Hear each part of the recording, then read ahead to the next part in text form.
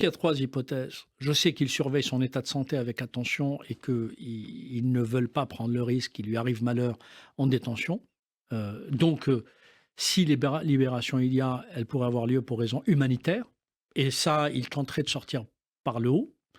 Deuxièmement, il y a évidemment une condamnation définitive s'il n'y a pas d'appel, il va être une monnaie d'échange. Donc Boualem Sansal est vraiment un otage, d'un régime qui veut, l'utiliser contre une contrepartie. Parmi les choses qu'ils veulent obtenir, c'est, un de leurs anciens ministres, Bouchouarab, qui a été condamné en Algérie, Mmh. pour corruption et qui est en France et que la France, sur décision de justice, ne veut pas le rendre en Algérie à l'Algérie parce que le système judiciaire algérien est ce qu'il est, inféodé Mmh. totalement au pouvoir politique il ne peut pas garantir un procès équitable.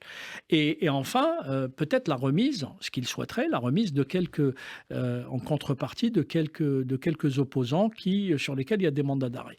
Mais il y a aussi autre chose. Des messages ont été passés à Emmanuel Macron et je le tiens d'une source plus que sûre, qu'ils veulent, y compris la tête de Bruno Retailleau. C'est-à-dire que s'ils pouvaient arriver à faire en sorte à ce que Bruno Retailleau quitte le gouvernement, Mmh. et là, ils en ont fait un abcès de fixation, un bouc émissaire, une tête de Turc, considérant que toute la diplomatie française reposait sur ces déclarations, en fait, ce qui n'est pas vrai, Mmh. puisque on laisse croire qu'il y aurait une dissonance entre le ministère de l'Intérieur et l'Élysée.